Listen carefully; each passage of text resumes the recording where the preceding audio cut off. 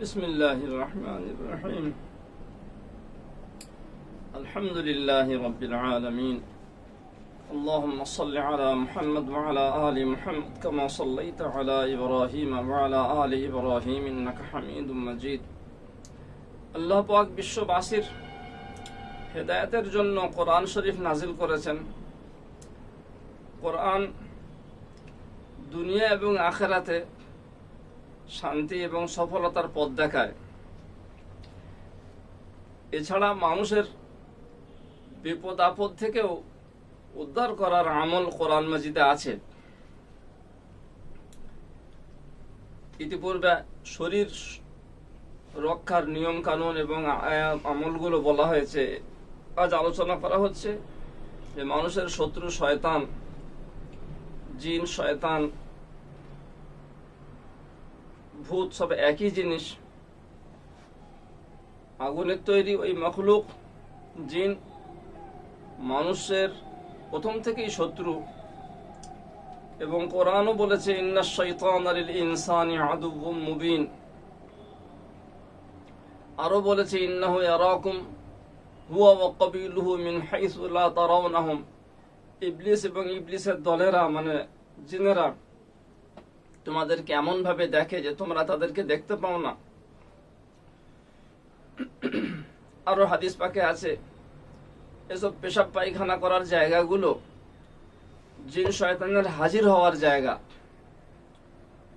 অতএব পেশাব পায়খানা করার আগে তোমরা দোয়া পড়ে যাও। পূর্ণাঙ্গ দোয়াও আল্লাহ রসুল সাল্লাল্লাহু আলাইহি সাল্লাম শিখিয়ে দিয়েছেন। বিসমিল্লাহ আল্লাহুম্মা ইন্নী আউযু বিকা মিনাল খুবুসি ওয়াল খাবাইস। কিন্তু অনেক সময় কাফের জিনেরা বাড়ির কোনো মহিলার উপর আসক্ত হয়ে সে বাড়ি ছাড়তে চায় না এবং সেই মহিলার উপর ভর করে এবং তার শারীরিক মানসিক ক্ষতি করে। ফলে সেই মহিলার জীবন নষ্ট হয়ে যায়, তার সংসার নষ্ট হয়, মাথা খারাপ থাকে, ইত্যাদি ইত্যাদি। এগুলো বলার প্রয়োজন নেই, আমাদের অনেকেই এই বিষয়ে ভুক্তভোগী। তার জন্য কিছু আমল আছে যেগুলো চটজলদি কাজ হয়, কিন্তু বরাবরের জন্য খুব শক্তিশালী আমল রাসূলুল্লাহ সাল্লাল্লাহু আলাইহি ওয়াসাল্লাম যা আমাদেরকে দিয়েছেন সেটির নাম মনজিল পড়া। উলামায়ে কেরাম সে আয়াতগুলির সমষ্টির নাম রেখেছেন মনজিল, এক কথায়। ফলে বুঝতে যাতে সুবিধা হয়। বাজারেও মনজিল বললে উর্দু ভাষীদের জন্য উর্দু তরজমায় ওই মনজিলের আয়াতগুলি লিখিত আকারে পাওয়া যায়, পড়া সুন্নত। বাংলাতেও তরজমাওয়ালা মনজিল আছে। মনজিলের হকিকত বলছি, হাদিস পাকে আছে। ইমাম জালালউদ্দিন সুয়ুতি রহমতুল্লাহ আলাই তার কিতাব আল ইতকানে ঘটনা বর্ণনা করেছেন। একজন সাহাবী তার ভাইকে আনলেন রাসূলুল্লাহ সাল্লাল্লাহু আলাইহি সাল্লামের কাছে। বলেন, আল্লাহর রাসূল, আমার ভাই খুব অসুস্থ। জিজ্ঞাসা করলেন কি রকম শরীর খারাপ? বললেন, জিনে ধরা রোগী আমার ভাই। জিন যে কোনো মতেই ছাড়তে চায় না। আমাদের জানা দরকার, পুরুষ মুসলমানকে বা পুরুষকে নারী জিন ধরে, নারী জিন্নিয়া ধরে, আর আমাদের মানুষ নারীকে পুরুষ জিন ধরে এবং তার প্রচুর ক্ষতি করে। এ থেকে বাঁচার জন্য আমরা যেহেতু ঈমানওয়ালা, কোরআনে বিশ্বাসী, হাদিসে বিশ্বাসী, হযরত মুহাম্মদুর রাসূলুল্লাহ সাল্লাল্লাহু আলাইহি ওয়াসাল্লাম আল্লাহ পাকের তরফ থেকে আমাদেরকে বলে দিয়েছেন ছোট ছোট আমল হঠাৎ করার জন্য কিছু আমল আছে, সেগুলো করলে সঙ্গে সঙ্গে জিন পালাবে। যেমন আজান দেওয়া।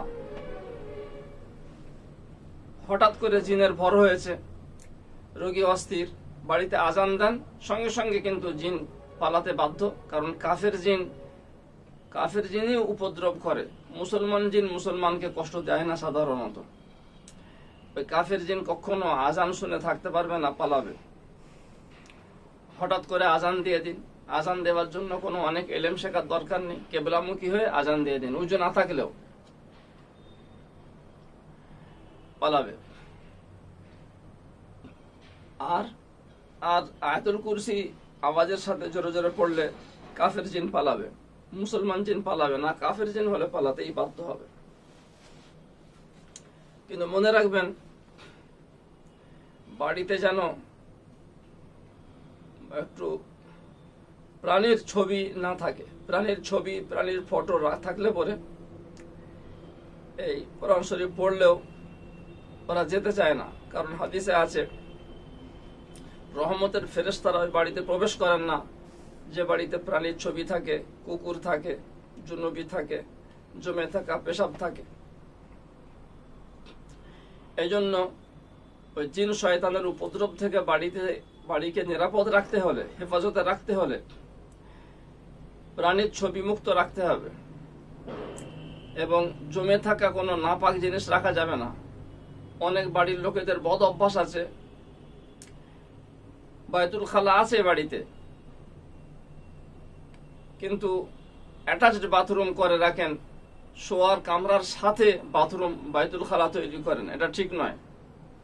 কারণ বায়তুল খালার ওই প্যান সাইফনের ওখানে কিছু নাপাক তো সবসময় থাকবেই।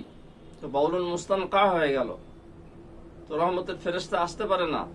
আপনার বাড়ি শয়তানের টাওয়ার হয়ে গেল। এইসব বাড়ির লোকেরা 12 মাস ভোগে। খুব খেয়াল রাখবেন।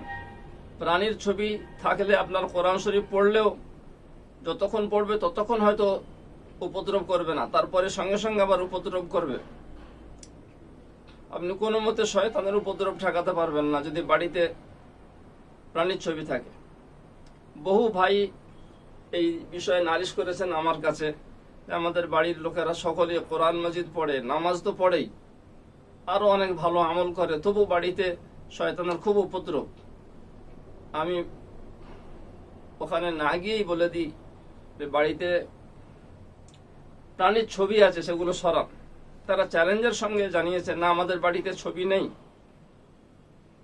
আমাদের বাড়িতে ছবি থাকতেই পারে না, আমরা নামাজি মানুষ, কোরআন পড়ি। এরকম একটি বাড়ি, পশ্চিমবঙ্গেরই ভাই, দিনেরও মেহনত করেন, কোরআন শুদ্ধভাবে তেলাওয়াত করেন তিনি এবং তার বাড়ির সকলেই। কিন্তু তার বাড়িতে দিনের বেলায় পর্যন্ত শয়তানের চিৎকার, জিনেদের চিৎকার শুনতে পাওয়া যায়। তারা পেরেশান হয়ে অনেক কিছু করেছেন, কিছু হয়নি, শেষে আমাকে জানিয়েছেন। আমি বললাম, বাড়িতে প্রাণীর ছবি আছে, সরাবেন।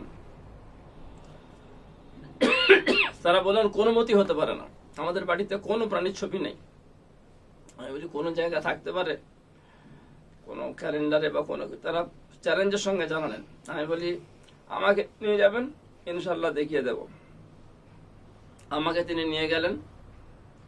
আমি এক নজর উপরে দেখলাম, দেখি ছবি নেই। তার যে তক্তপোষে তিনি শোন, সে তক্তপোষের মাথার কাছে একটা ফ্রিজ ছিল। সে ফ্রিজের পেছনে চলে গেলাম আমি। ফ্রিজের পেছনে দেখি প্রায় 10টি প্রাণীর ছবি রয়েছে। আমি তাকে ডেকে বললাম, এদিকে আসুন। আপনি চ্যালেঞ্জের সঙ্গে জানালেন আমার বাড়িতে ছবি নেই, আপনার কামরাতেই আপনার ফ্রিজের পেছনে 8-10টি ছবি, কত বড় বড় দেখুন, হাতি, ঘোড়া, শক্তিমান, গন্ডার ইত্যাদি ইত্যাদি। তিনি তো দেখে হতবাক, অনেকক্ষণ চুপ রইলেন। মানে আমি তার বাড়িতে না গিয়ে যা বললাম সেইটি ঘটল। দীর্ঘ নিঃশ্বাস ছেড়ে বললেন যে আসলে আমার খুকিটি স্কুলে পড়ে আর স্টিকার কিনে এনে এনে এই লাগিয়েছে এইভাবে। আমি বলি আপনি নিজের বাড়ির খবর রাখেননি, আপনার মাথার কাছে, আপনার শিওরে রাখা ফ্রিজের পেছনে 10-10টি প্রাণীর ছবি রয়েছে, আপনার বাড়িতে শয়তানের চিৎকার হবে না? হতে পারে। তিনি খুব লজ্জিত হলেন। এরকম যেখানেই, যে বাড়ি থেকেই শয়তানি উপদ্রবের খবর আসে, আমি বলে দিই প্রাণীর ছবি আগে সরান, তারপরে আপনি মঞ্জিল পড়বেন বা আজান দেবেন, আয়াতুল কুরসি পড়বেন। আরো যতজন অস্বীকার করেছেন সবার কাছে গিয়ে আমি ছবি বের করেছি। আর একজন নেককার মানুষ, তারা দুই ভাই পরস্পর আমাকে জানালেন আমাদের আজব ঘটনা ঘটছে দোকানে। খুব ভয়ে এবং আতঙ্কে চুপি চুপি বললেন। আমি বললাম কি হয়েছে? বলছে আমাদের দোকানে ভারী যে আলমারি আছে, আমরা যেখানে রেখে রাত্রেবেলা দোকানে তালা বন্ধ করে দিয়ে আসি, সকালে গিয়ে দেখি সে আলমারি সরে অন্য জায়গায় চলে গিয়েছে। তালার চাবি আমাদের কাছে, অত বড় ভারী আলমারি কি করে অন্যদিকে চলে গেল? আশ্চর্য বিষয় নয়? তারা খুব ভয়ে ভীত। আমি বললাম আপনাদের দোকানে প্রাণীর ছবি আছে? তারা এক কথা, না আমরা কোনো মতেই প্রাণীর ছবি রাখি না। আমি বলি আছেই। তারা বললেন নেই। আমি বলি যদি থাকে প্রাণীর ছবি সরান, ওই কাণ্ড শেষ হয়ে যাবে। তাদের দোকানে আমি গেলাম না, কারণ তাদের দোকানে ইতিপূর্বে আমি গিয়েছি, ঘটনার আগে গিয়েছি। আমি জানি তারা খবরের কাগজ পড়েন। আমি তাকে বললাম খবরের কাগজ পড়েন তো আপনারা? বলে হ্যাঁ। আমি বলি খবরের কাগজ পড়ে ওইভাবেই দোকানে খুলে রেখে চলে আসেন তো? বলে হ্যাঁ। আমি বলি ব্যাস, ওতেই কাজ হচ্ছে। খবরের কাগজে যে ছবি আছে, ওই প্রাণীর ফটোতেই আপনাদের মানে দোকানে শয়তানি উপদ্রব হচ্ছে, যে লোহার আলমারি এই প্রান্ত থেকে ওই প্রান্তে চলে যাচ্ছে। তারা আশ্চর্য। বলে আমরা কারবারি মানুষ, ব্যবসায়ী মানুষ, কিছু তো খবর জানতেই হয়। আমি বলি তাহলে হয় পেপার পড়ে ছিঁড়ে ফেলে দেন ডাস্টবিনে, আর যদি কোনো প্রয়োজনীয় খবর জানার থাকে বা আজকে পেপার এসেছে পড়ার ফুরসত নেই কালকে পড়বো, তাহলে মোটা বস্তার ভিতরে রেখে বন্ধ করে চলে আসুন, যেন খোলা অবস্থায় না থাকে। খোলা থাকলে আবার ওই কাণ্ড হবে।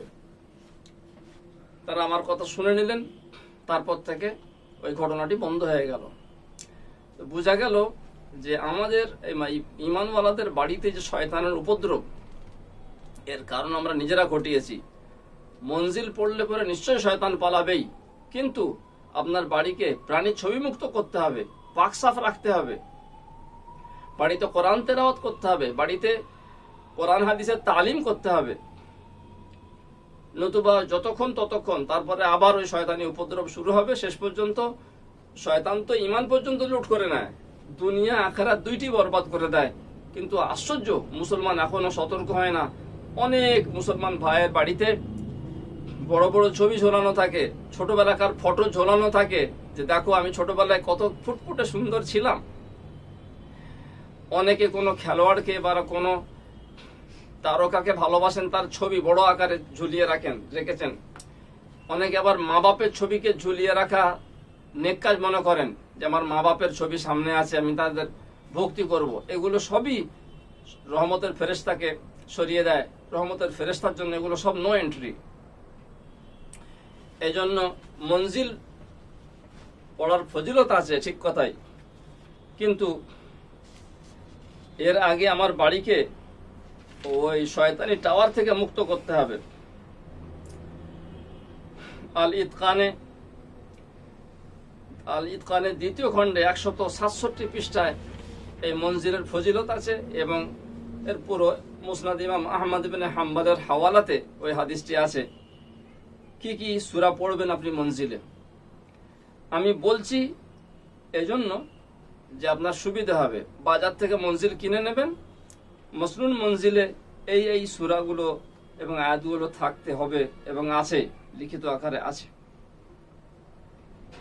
রাসূলুল্লাহ সাল্লাল্লাহু আলাইহি ওয়াসাল্লামের কাছে সেই সাহাবী যখন নিজের ভাইকে আনলেন, রাসূলুল্লাহ সাল্লাল্লাহু আলাইহি ওয়াসাল্লাম জিজ্ঞাসা করলেন কি রকম শরীর খারাপ?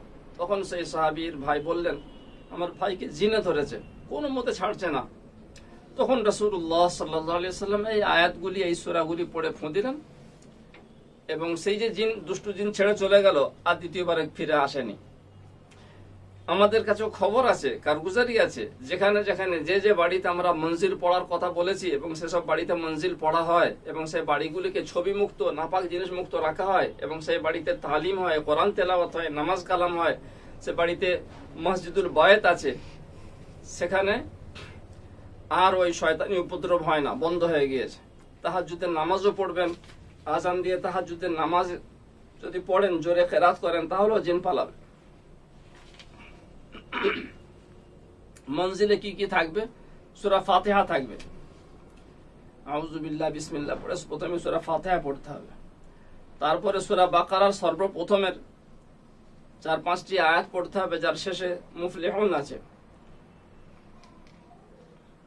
তারপরে সূরা বাকারার 163 নম্বর আয়াত আছে, তার মানে আউযু বিল্লাহি মিনাশ শাইতানির রাজীম ওয়া ইলাহুকুম ইলাহুম ওয়াহিদ লা ইলাহা ইল্লা হুয়ার রহমানুর রহিম ইন্না ফি খালকিস সামাওয়াতি ওয়াল আরদি থেকে নিয়ে এই দুইটি আয়াত 163-164 নম্বর আয়াত। তারপর আয়াতুল কুরসি পড়বেন এবং আয়াতুল কুরসির পরের দুইটি আয়াত খালিদুন পর্যন্ত, মানে সূরা বাকারার 255-256 নম্বর আয়াত এবং 257 নম্বর পরস্পর এই 3টি আয়াত পড়তে হবে। এরপর সূরা বাকারার সর্বশেষ 3টি আয়াত আমানার রাসূল থেকে শেষ পর্যন্ত ফানসুরনা আলাল কওমিল কাফিরিন পর্যন্ত।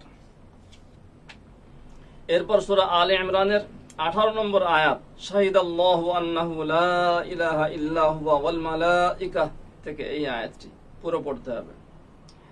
এরপর সূরা আরাফের 54 নম্বর আয়াত, তার মানে ইন্না রাব্বাকুমুল্লাহুল্লাযী খালাকাস সামাওয়াতি ওয়াল আরদা ফি সিত্তাতি আইয়ামিন সুম্মা ইসতাওয়া আলাল আরশ এই আয়াতটি। এরপর 18 নম্বর পারায় যে সূরা মুমিনুন আছে কদ আফলাহাল মুমিনুন, ওই সূরার শেষের 116 নম্বর আয়াত, মানে ফাতাআলাল্লাহুল মালিকুল হক থেকে শেষ পর্যন্ত পড়তে হবে। এরপর 23 নম্বর পারায় সূরা ওয়াসসাফাতের 10 নম্বর আয়াত পড়তে হবে পর্যন্ত, 10 নম্বর আয়াত পর্যন্ত ওয়াসসাফাতি সাফফান থেকে 10টি আয়াত।